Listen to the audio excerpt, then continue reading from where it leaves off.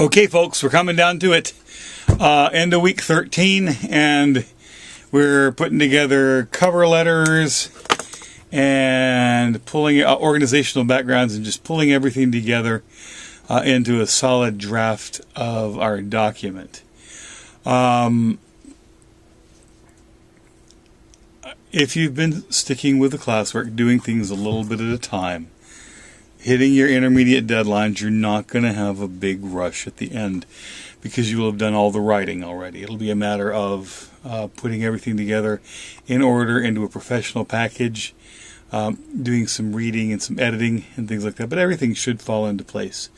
So as you get all that stuff done and in, ask questions, communicate with me regularly. Like I said, everybody I've been in touch with regularly has seemed to me like they're on pace and doing well. A couple of people are straggling. If you're having trouble, let me know. Can't help you if I don't know if there are problems there, but I'm seeing a lot of good work, getting a lot of good questions. Some things to keep in mind. Next week we're putting it together.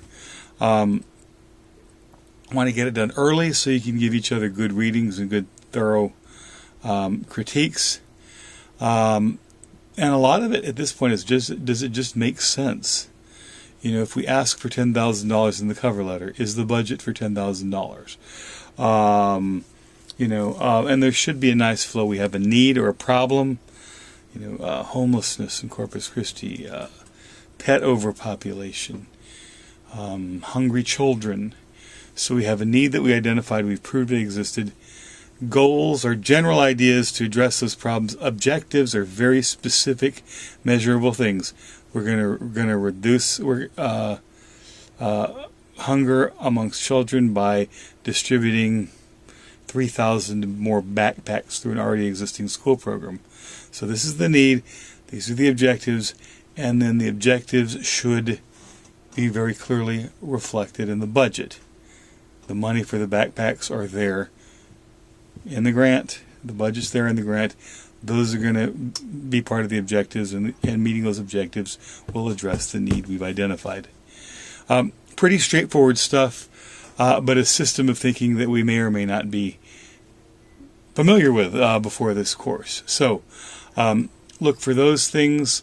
It just needs to flow. It should sound written to an intelligent 8th grader.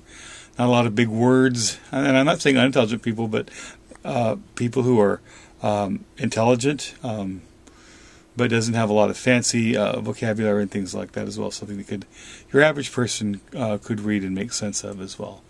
I'm really pretty excited. I was a little bit nervous about teaching this course online for the first time, because I've taught this class many times before, but this is the first time doing it online.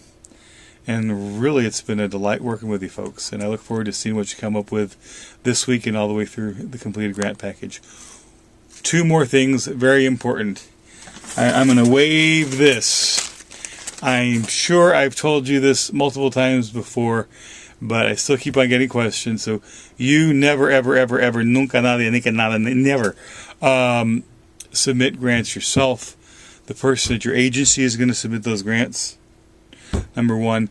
And number 2, there is an evaluation form that you have to have, that your contact person will need to have and sign. And I'll send that out to you as part of the week 14 learning module. Okay? Thanks for your time.